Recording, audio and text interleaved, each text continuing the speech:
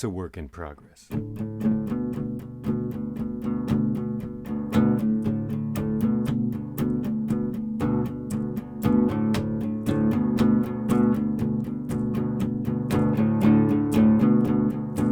There's a fire in the clock.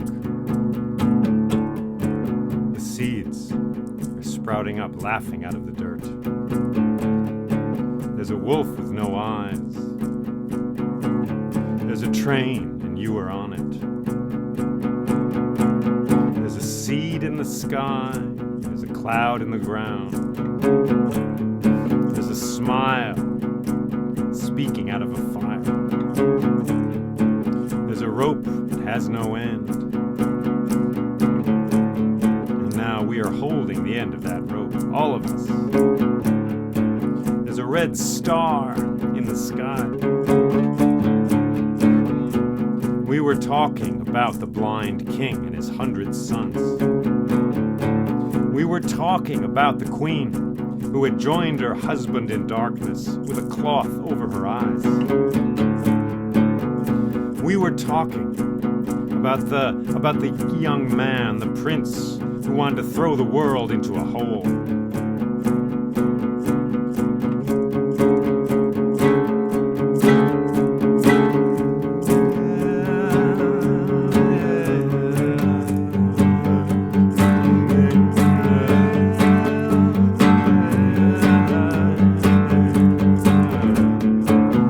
They were in the forest. They were in the forest of Vyasa was, the great poet, and Ganesha, the elephant-headed god. The trees were there, their leaves shimmering in the wind. And Vyasa was speaking aloud, the great poem of the world.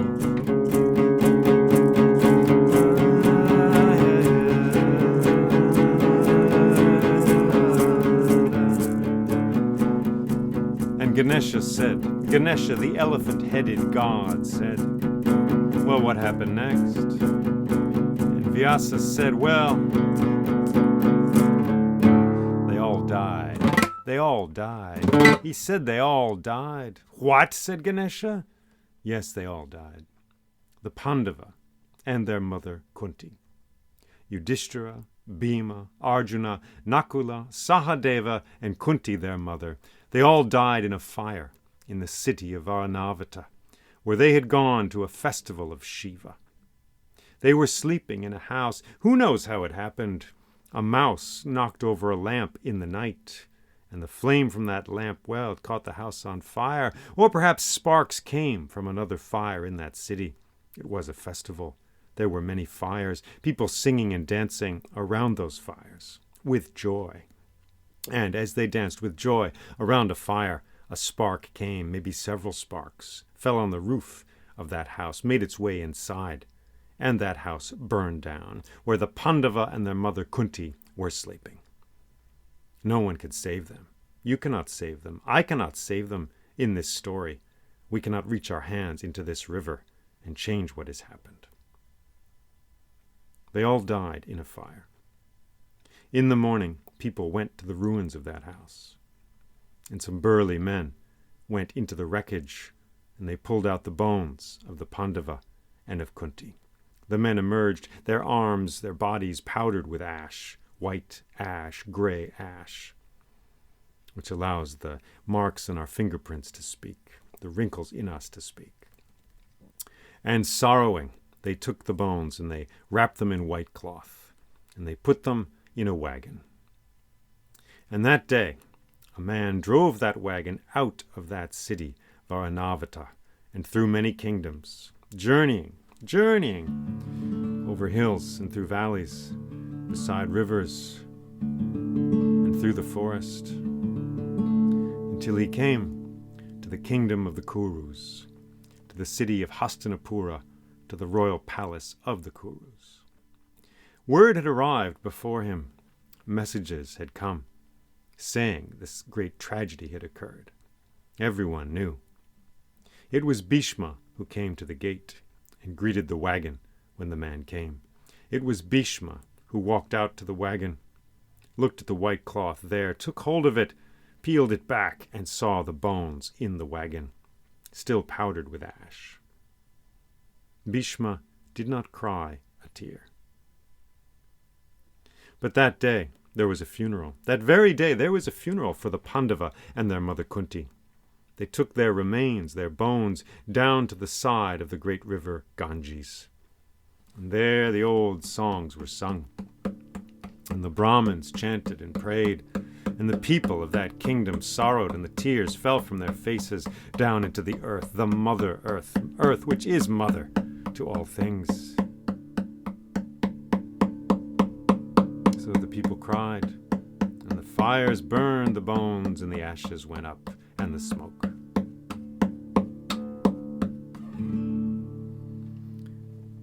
And when that funeral was over, when the sad songs had gone up into the air and died away, Bhishma went to the 100 sons of Dhritarashtra, the blind king, and Gandhari, his wife. Chief among these sons being Duryodhana and Dushasana. Bhishma went to them and said, "And now the story of this kingdom is your story." "Yes," said Duryodhana, "it is my story." And the river flowed rippling past, the sacred river, going to the sea. And the next day a messenger went from the kingdom of Hastinapura to the kingdom of Panchala, to the city of the crocodile, to the yellow palace, and informed the king and queen in that kingdom, King Drupada and Queen Prashati, of this great disaster which had occurred. But to Drupada it was not a disaster. "This is good news," he said. "This is an auspicious event. This is good. Yes, for now my enemy Drona has no one to defend him. His students, the Pandava, who were so learned in magical weapons, the Astras, they are all dead, so Drona is mine now." And he said, "Summon the Brahmins," and they all came in. Brahmins from all over the kingdom who had been summoned to the palace. 33 of them came in their saffron robes, with sandalwood necklaces around them. And they sat down on the floor in a semicircle before the throne. And King Drupada said, "My Brahmins, there are 4 powers given to humans in this world. There is the power of the Shudras, the workers and the laborers. There is the power of the Vaisyas, the merchants and the tradespeople. There is the power of the Kshatriyas, the warriors, who defend any realm against attack. And there is the power of the Brahmins, who have the power of truth and the Vedas and the unseen realms. Gentlemen, I need your powers. For my enemy Drona, he has those powers as well. He has Brahmanic power. As for me, I have weapons. I have an army, a great army, but I cannot defeat Drona with that army. So I come to you. Can you, please, ensure that soon will be born in this house a son who will grow up to be powerful, who will grow up to kill Drona?" The Brahmins looked at the king. They mulled this over, and they shook their heads. No, it was too dangerous, difficult, and not only that, it might be against Dharma itself to do such a thing, to conjure out of the unseen realm such a being, such a son, expressly for the death of another. But there was one Brahmin who did not shake his head, a shifty-eyed Brahmin in a dirty robe named Yaja. And he came to the king. After the gathering had gone away, after the Brahmins had gone off, leaving the throne room, he went to the king and said, "My king, I can do this for you, for a price." So they negotiated a price, and it was agreed. And that very day, Yaja and his assistants began a fire ceremony. And it went for 9 days, and they sang and they chanted prayers there at a courtyard of the palace. And into that fire they put many offerings. And in the afternoon of the 9th day, when the sun was approaching the horizon, Yaja said, "My king, we now need the queen. See this flower here on the altar? Well, she must eat this flower before the sun sets. If she does that, in 9 months she will give birth to a strong, a powerful son who will grow up one day to kill Drona." So the king sent a messenger to the royal chamber of the queen. And the news was brought to her, and the queen said, "If I am to be a part of this ritual, I must change my clothes and cleanse my body." So she did that. She entered the healing waters. Meanwhile, at the ritual ground, the ceremony was going on, the fire thundering up into the sky, the Brahmins chanting, saying these prayers, these magic words, these spells and mantras, and the sun was approaching the horizon. And Yaja said, "My king, we need the queen now. We need her now to eat this flower. If the sun sets, it's all up. We'll have to do this ritual again, start all over tomorrow." So a second messenger was sent to the royal chamber of the queen, and he told her, "Please hurry up, come, we need you now for this ritual." But still she was in the bath, singing perhaps, singing in the bath. Meanwhile, at the ritual ground, things were going on. The Brahmins were chanting, the spells going up, and the sun was getting closer and closer to the horizon. "My king, we need the queen to come now." So they sent a third messenger. He ran, he went to the royal chamber of the queen. He repaired to ring the bell outside the door, to announce he was there, to bring his message. And he looked, and he saw the bell was covered in orange light. And he turned, and he looked through a beautiful hexagonal window, and he saw the sun had gone down, and its orange light was spreading across the sky. And back at the ritual ground, Yaja said, "It's all over, king. We must start over tomorrow. This is finished. I can do nothing now." "I see that," said King Drupada. "My queen. She always did love taking a bath a little too much." And he stomped off back to the palace. Well, Yaja and his assistants began to clean up the ritual ground there in the courtyard of the palace. And Yaja took the flower from the altar and threw it into the fire. And then he walked a few steps towards a pot of water, intending to use it to put out the fire. But as he bent down to pick up the pot, behind him he heard a crackling step, and then another. He turned. There was a young man there, a beautiful, fully grown young man, with bright eyes and smoke coming out of his hair, and his feet were down so hot they were singeing the grass. And Yaja said, "Who are you?" And the young man said, "I am Drishtadyumna, born out of this fire and my father's will." "Wonderful," said Yaja.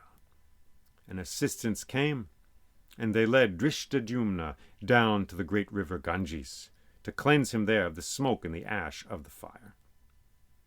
And Yaja turned from the fire and went towards that pot of water once again. But again he heard a crackling step behind him, and then another, and he turned, and there was a beautiful woman standing there, smoke rising from her body, her feet as well, burning the grass upon which she stepped. She was very beautiful, and he said, "Who are you?" And she said, "I am Draupadi, born of this fire and of my father's will." So assistants came and took her as well down to the Ganges, and she cleansed herself there of the smoke and the ash of the fire. So 2 children were born that day to King Drupada and his wife, Queen Pershati. Drishtadyumna, a young man, and Draupadi, a beautiful princess. And they'd come out of this fire fully grown. So it wasn't long at all before Drishtadyumna wished to seek his way in the world. And what he most wanted to learn were the martial arts, the arts of the sword, the spear, the bow, and the arrow. And he had heard that the best, most amazing, wisest teacher of these arts was a man in the kingdom of the Kurus, in the city of Hastinapura, in the royal palace of the Kurus, a man named Drona. So he left his father and mother, left the Yellow Palace, the city of the crocodile, and he journeyed through the forests and through many kingdoms until he came to that palace, in Hastinapura, the royal palace of the Kurus. And at the gate he spoke with the guards, and they told him where Drona was. "He's in the archery field," they said. And Drishtadyumna went there, and indeed Drona was there in his black cloak, teaching the sons of Gandhari the arts of the spear and the sword, the bow and the arrow. And Drishtadyumna went to Drona and knelt down and touched his feet, and then said, "Mighty Drona, I am Drishtadyumna, the son of King Drupada. I have come here to learn the martial arts from you." Drona looked at him. He regarded this fierce young man. He looked into his eyes, and he saw the fire that was burning there. And he accepted that fire. "Welcome," said Drona. "Welcome. I will teach you anything you want to learn." And he reached into his bag, and he pulled out a bird made of straw, and there was a blue eye painted onto its head. "We will begin," he said, "with archery." So Drona taught Drishtadyumna the arts of the bow and the arrow, the spear and the sword. Meanwhile, back in the city of the crocodile, in the yellow palace, Draupadi, well, she grew restless as well, and she was ready to seek her way in the world. So she spoke with her parents, the king and the queen, and it was decided that there would be a grand tournament. And from among the winners of this tournament, Draupadi would choose a husband, the husband of her own heart's choice. So messages were sent out into the world to many different kingdoms, and a day was chosen. And on that day, Brahmins went to the great arena outside the yellow palace, and they said and chanted and sang the prayers to the gods, and they put offerings into a fire. And the arena soon filled with many people from the city. Thousands of people came to watch. And Kshatriyas came from all over, warriors, shining in their armor and with their gear, their spears, their swords, and they took their places in the arena. And Brahmins came as well in their saffron-colored robes, with their sandalwood necklaces, and they sat in that arena to watch what would happen there. And King Drupada and his queen Pershati were seated in a royal box in that arena, and beside them was Draupadi, the beautiful princess. And beside Draupadi, on a table, there was a garland of white flowers. She would give this garland to the man she chose to be her husband. And the floor of the arena was dirt mixed with turmeric. It was an orange dirt floor. And in the center, there was a blue octagonal table. And not far from this table there was a red chariot wheel, suspended high up from a pole, and behind it there was a green wooden snake, also hanging from a pole. And as the sun shone down and sparkled on this immense gathering, Drishtadyumna himself, the brother of Draupadi, walked carrying a flashing silver bow to the center of the arena. And he said, "Welcome, welcome all of you to this glorious day. On this day my sister Draupadi will choose a husband from among the warriors here, but not from all of you, only from those of you who can accomplish a certain task. And it is this. You must first string this bow, and then you must shoot an arrow through this spinning chariot wheel and into the space between the two eyes of this wooden snake. The men who can do that will all be eligible, and from among them Draupadi will choose her husband. Let the contest begin." And he placed the shining silver bow down on the blue table, and he stepped back. And the Kshatriyas, the warriors in the stands, they were filled with desire, seeing beautiful Draupadi there in the stands. And they began to come down one after the other, and they went to that bow, and they tried to string that bow, but one after the other they failed. It was a bow especially built for this occasion by King Drupada, a strong, a powerful bow, very difficult to string. So one warrior after another tried to string this bow and failed. Now Duryodhana was there, Duryodhana, the son of Dhritarashtra and Gandhari. And he came down from the stands, and he walked out to that blue octagonal table, and he picked up that flashing bow. And then he took a long, good look at Draupadi. And then he took the string in one hand and the bow in the other, and in one quick, smooth movement he strung that bow. The crowd gasped. They gasped, "He's strung the bow! He's strung the bow!" And then Duryodhana took an arrow in his hand. A boy pulled on a rope and set the chariot wheel spinning. And Duryodhana took that arrow, fitted it to the string of the bow, pulled the bow back, aimed right through the blur of that chariot wheel, and let the arrow go. Shrunk! It went right into the chariot wheel, but was caught in the spokes. Crunch! And fell down in splinters to the ground, and the dust went up. Oh! The audience roared and oohed around him. He's failed! Oh! And Duryodhana threw the bow down onto the table and went stomping back to the stands. And then a man stood up in the stands, a man with a golden breastplate and golden earrings, and it was Karna. And he walked down from the stands, and confidently he stepped across the orange sand to the blue octagonal table. And he reached down and took hold of that bow, and he too took a long look at Draupadi in her loveliness there in the stands. And then he took hold of the string, and in one fluid motion he strung that bow. The crowd gasped. He has done it! He has done it! And the boy pulled on the rope, and the chariot wheel began to spin. And Karna took an arrow, fitted it to that bow, held it up, sighted down the arrow, timing his release perfectly. He let that arrow go. Shoo! It went right through the chariot wheel. It hit the wooden snake right between the eyes. Bam! And the wooden snake fell down into the dirt, and the dust went up. The crowd roared and cheered. He has done it! Karna has done it! Karna has done it! And thunder came from the applause of everyone in that arena. And Draupadi looked down at Karna in a new way. He was a beautiful man, a glorious man, strong as well, and he looked back at her. And then Drishtadyumna spoke and said, "It seems there is one contender for my sister's heart. Is there anyone left? Is there anyone here who wishes to attempt this challenge?" And his voice rang out, but no one stepped forward. And then Drishtadyumna said, "I will now count to 3. If no one steps forward by the time I am finished counting, then clearly Karna is the winner." 1, he counted, and Draupadi looked down at Karna, and Karna looked back at her. No one came forward.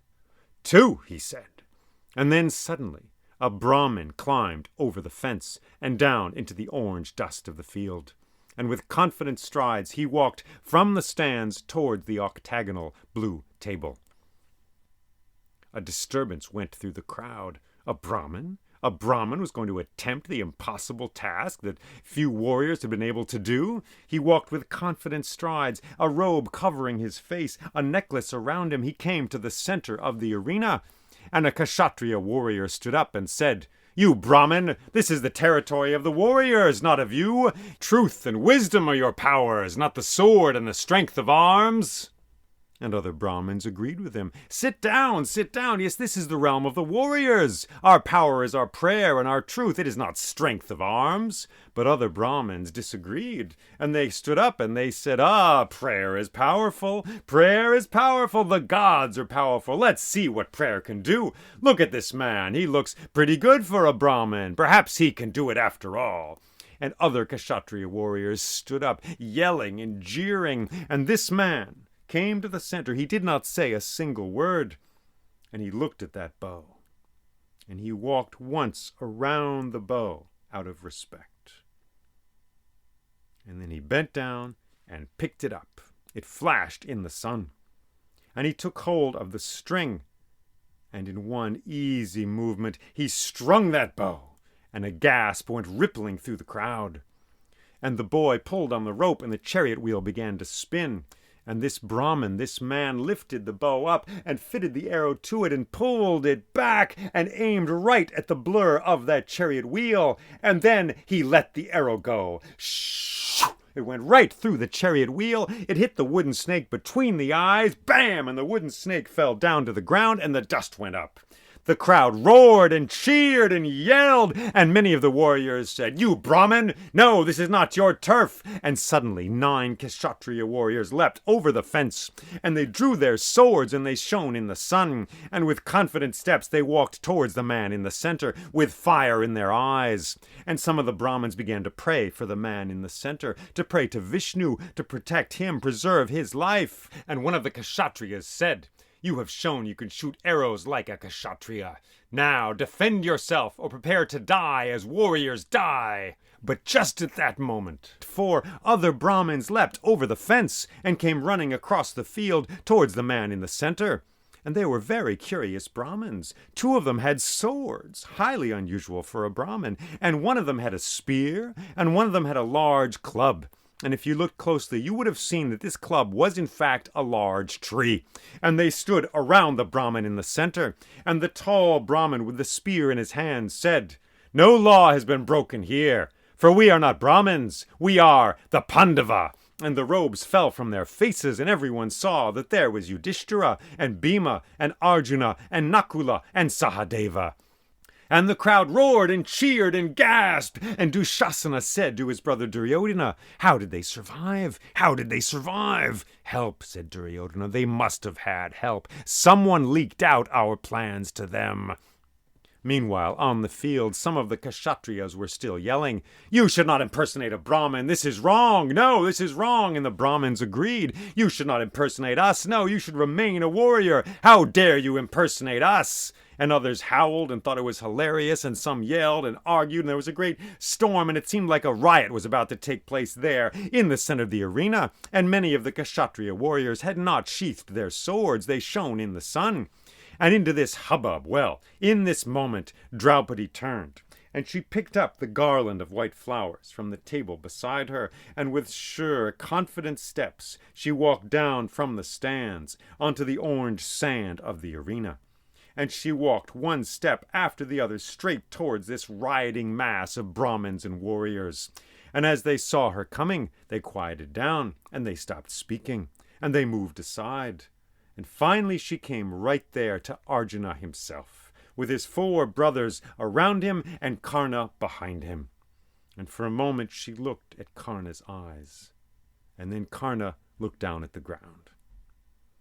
And then Draupadi looked at Arjuna full in the face, and she said, "I, Draupadi, daughter of King Drupada and Queen Prashati, of the kingdom of Panchala, I choose you, Arjuna, of the Kurus, for my husband." And she put the white garland of flowers around his head. And the crowd cheered and roared, and their cries went up to the high skies where the gods can hear them. And then a servant rang a bell, and King Drupada stood up and said, "There shall be a wedding in 1 month's time in the Yellow Palace. You are all invited." And the bell rang out a second time, and everyone went away from that arena, draining from it like water drains from a pool. And Draupadi said to Arjuna, "I will see you in a month." And away the Pandava went. And they got on their horses, and they rode away from the Yellow Palace, away from the city of the crocodile. But they did not return to Hastinapura. No, they went to a small village deep in the forest. An unknown, unremarkable village. And at the edge of this village, around twilight, they tied their horses to trees there. And they put on their robes again, so they looked like Brahmins. And they walked out of the forest and into that muddy village. And at twilight they came to the house of a potter. And behind this potter's house there was a shed. And they went to that shed. Arjuna got there first. He was the most excited. And he came to the door, and in the last light of the sun he looked inside, and there, beside the fire, he saw his mother, Kunti. And he said, "Mother, I've won a prize in a tournament." "Whatever it is," she said, "you must share it with all of your brothers." "But it's a woman," said Arjuna. "Fate slipped into my mouth," Kunti said. "Do not make my words into lies. You must share her with all of your brothers." Arjuna turned away from the door and went to his brothers, and he told them what she had said. "What does this mean?" he said. "Is this possible?" And Yudhishthira said, "Tomorrow we will return to Hastinapura. We will travel openly, for now that we have allied ourselves with King Drupada, there is no reason for us to travel in secret. For Duryodhana would not dare strike us down by day. And once we are in the palace of Hastinapura, we will speak with Bhishma, for he is wise in the ways of the world, and he will know what to do." "A good plan, my brother," said Bhima. "Your thinking is charting a course for us, just as you saved us from that burning house." "I could not have done so without the advice given to me by Bhishma," said Yudhishthira. And without your strong arms, Bhima, without you to dig that tunnel for us, we never would have escaped. My arms are always at your service, said Bhima. But we must also thank Duryodhana, Yudhishthira said. For if he had not sent those 6 assassins to kill us in the night, there would have been no bones to be found in the morning in that house. And the secret of our escape would have gotten out, and Duryodhana would have tried to track us down. And Arjuna said, You wish to thank Duryodhana? Duryodhana, who tried to kill us in a burning house? Yes, said Yudhishthira, we must thank Duryodhana. And around them the insects in the trees began to clatter and whir, and darkness fell, and they all went into the shed in back of the potter's house, and they slept.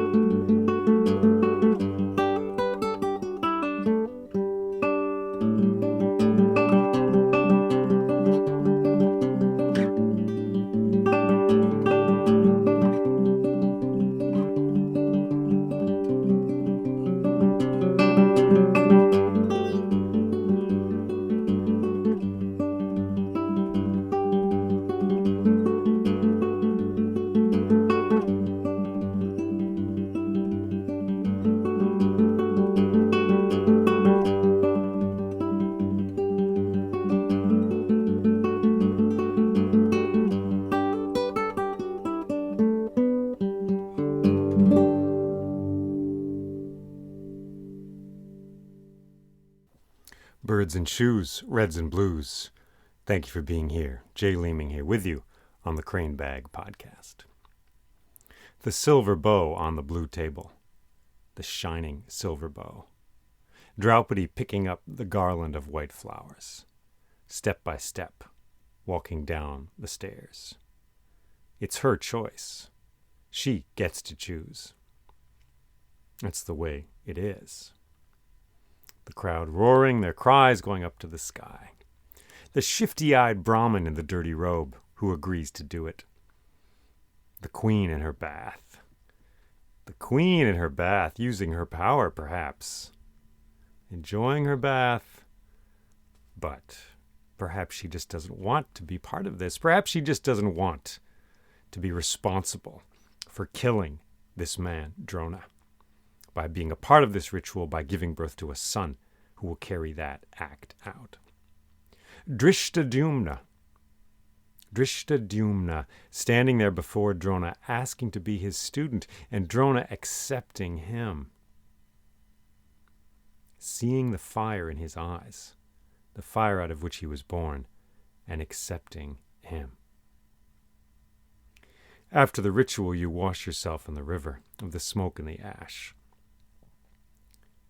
that are the flavors of your birth. Draupadi, the princess born from the fire. Think back over this. I invite you to dream back over this. Let yourself go let your awareness go into this landscape like water pouring to where it needs to pour to. The stringing of the bow, reminiscent, of course, of the scene in the Odyssey, in which the suitors must accomplish that and in which they fail. At first I felt a little let down. Oh, there's a bow scene in this epic as well. But then it felt like a deepening. It's not just Odysseus's bow. It's this other bow as well. Sighting your way through the red blur of the chariot wheel to the spot on the wooden snake between the snake's eyes. It's a language of action spoken by many cultures from the past and of today. And so it comes up in this story and in the Odyssey as well. Did I tell you how I found this story? Did I tell you how Did I tell you how I found this story? In Minneapolis, where I was living about 25 years ago, I went to a place called the Meditation Center. And in the library there was a book, the Mahabharata, Part 5, the Book of the Forest. I said, wow, that looks cool. I didn't read it, but I remember it on that shelf. Some years later, I went for a canoe trip with a friend. We had to go get the canoe from a friend of his, of a friend of his. We went and got the canoe far out in the suburbs of Minneapolis, St. Paul. On our way, our wandering way, we stopped at a garage where there was a thrift sale, a garage sale, let's call it. And in that garage, there was a paperback book, and it was the Mahabharata, the script to the play written by Peter Brook and Jean-Claude Carrière. I don't know exactly how to say his name. And I didn't read it, and we went canoeing. And I lived in Minneapolis for years, and I didn't read it. And then I moved to New York City to study poetry. And somehow that book made it there. And I still didn't read it. And I had a temp job one day in a skyscraper, working for a Dutch investment firm.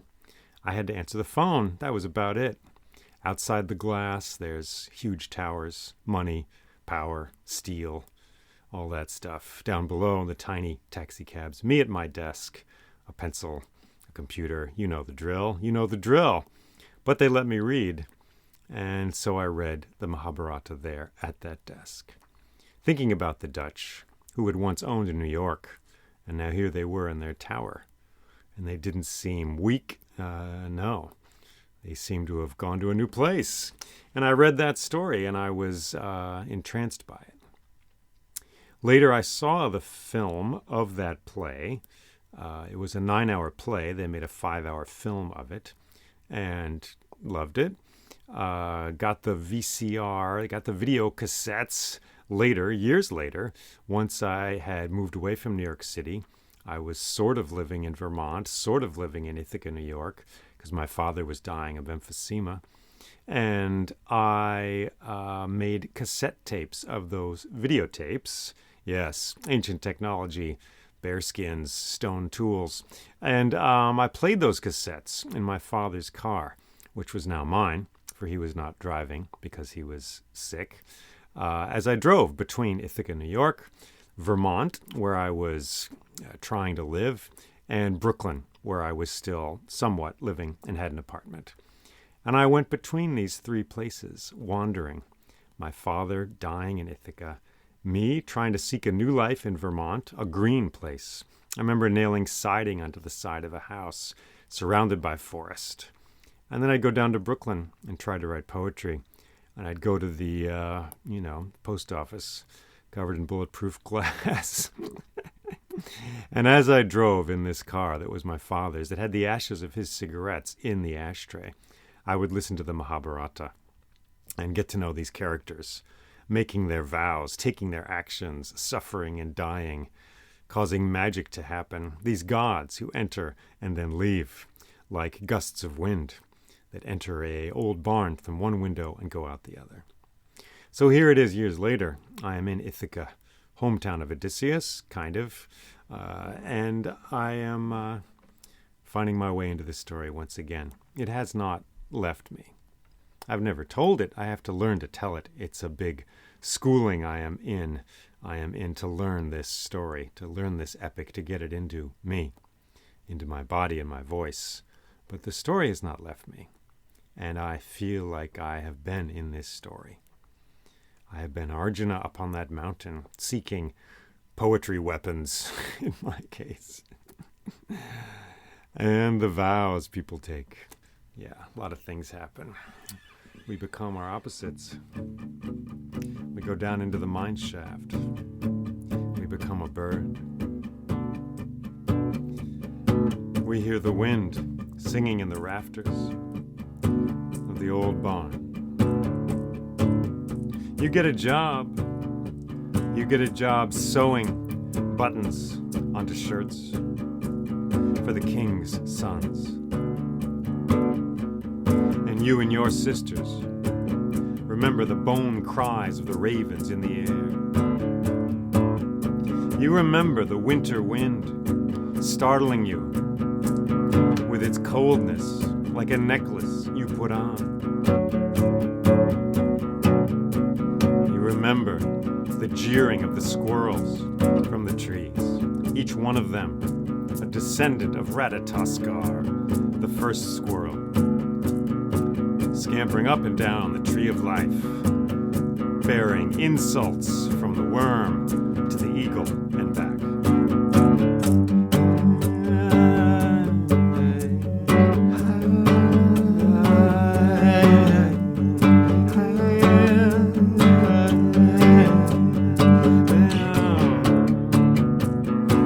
You are the one I've been searching for. You are the one that helped me open the door. You are the one in the story and outside of it. You walk outside of the story, you're in a field. You can see the story from here. Maybe one day you will stand, you will walk on that path in the forest and find yourself where you have always been.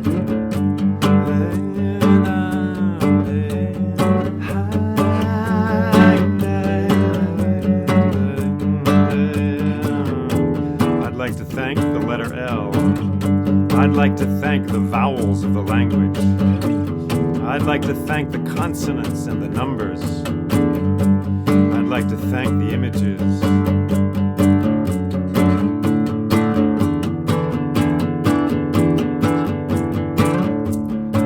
Thank you for listening to this. These uncut, unedited ramblings.